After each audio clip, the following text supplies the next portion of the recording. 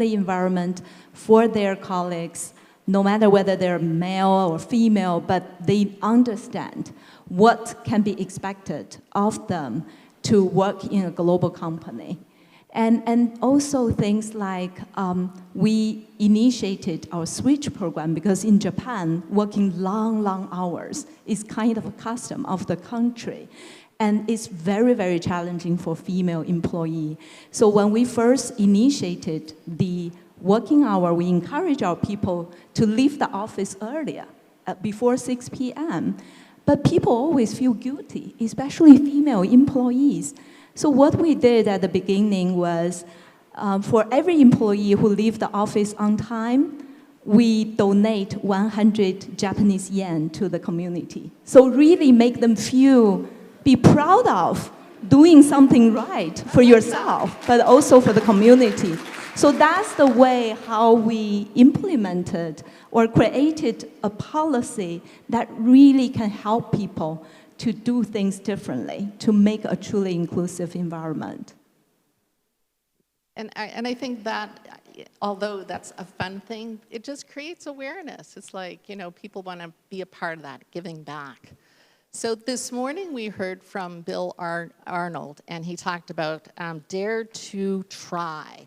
And Echo, when we were speaking, you were talking about courage, being courageous.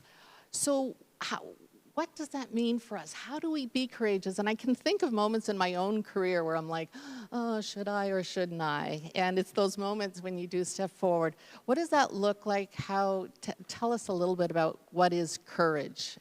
Yeah, so I think that for us, like women, usually we have a tendency, whenever there is an opening, there is an opportunity, we would usually kind of assess ourselves against that and say, hey, I feel I'm 50% probably fit into that job. And then if I'm 50%, usually most of the time, most of the lady would say, maybe not. I don't feel I'm at that.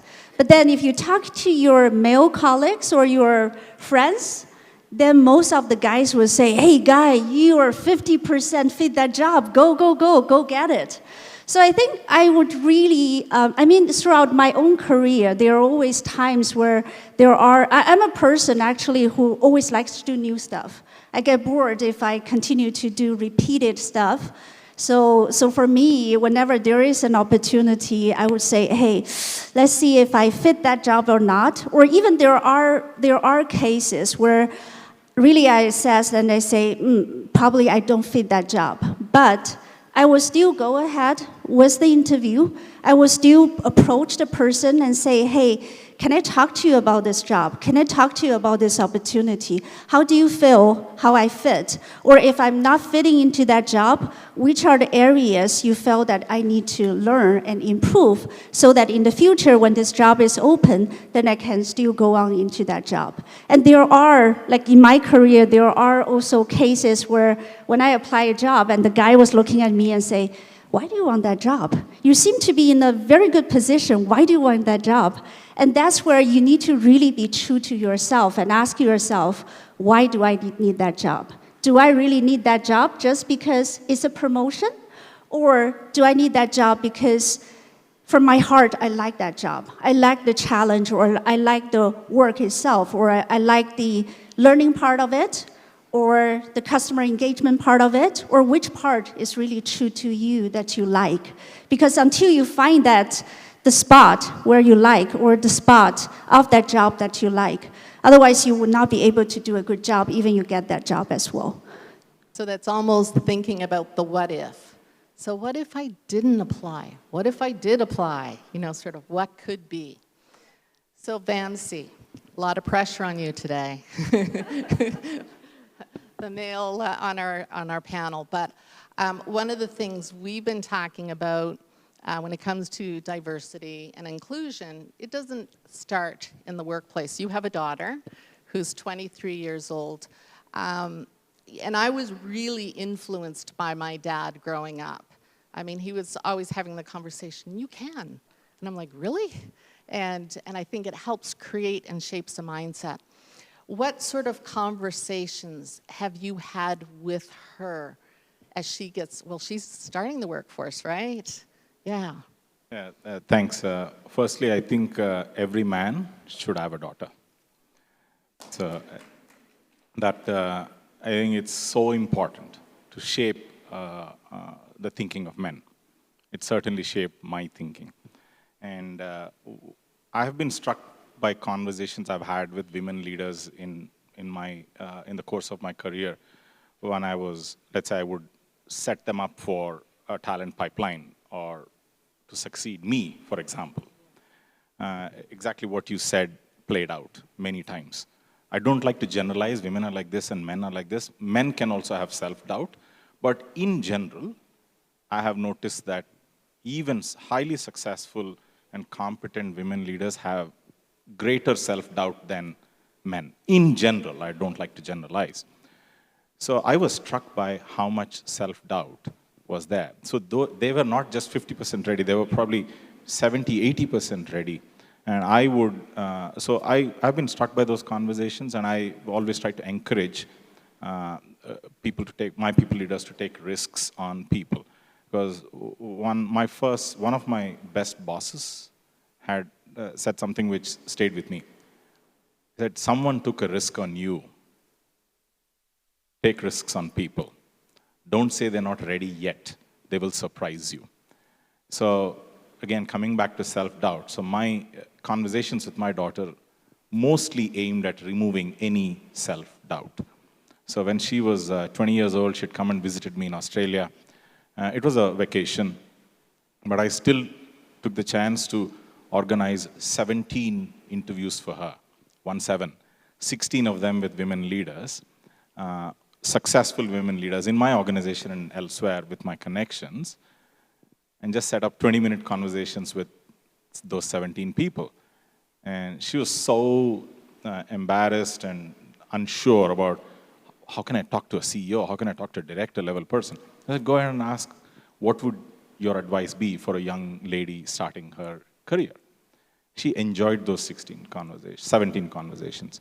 So I have always tried to address that part, that create an icon for her, show her the examples so that any self-doubt is removed. Yeah, that idea of self-doubt and how you're feeling. Echo, you looked like you were going to I was just going to say what you have just said resonated with me a lot, because along this process, although you are courageous enough to do this, but you also need to have your allies, sponsors, supporters. I think in those kind of moments, those sponsors, supporters, and allies are really important. So people like us should really play that role. My most competent leader on my leadership team in my previous role, a lady, she was the best person on the team, but she had the most self-doubt. So when we were giving her a bigger job, she asked me a question, can I do it? I said, whether you can do it or not should be my worry, not your worry. And I think what is important about that is when we have leaders that are sponsors, that are taking care of us, you know, keeping an eye, lending a hand is important. But what happens if a person doesn't have that voice, right? They have the doubt, but the capability. Fernando Valina, he had talked about creating a sense of purpose. And Ambassador, I want to talk to you about how is leadership changing? I mean, you touched on it earlier. What are the new requirements? I mean, I really feel, even in the last couple of years, but the mandate is so different now.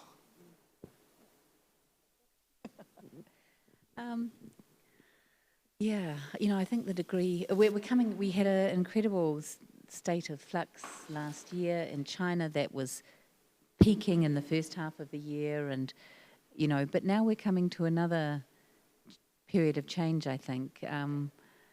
As we deal with what the world looks like once we get vaccination levels up, how we deal with new variants, all of that. We're coming to another period of change and flux.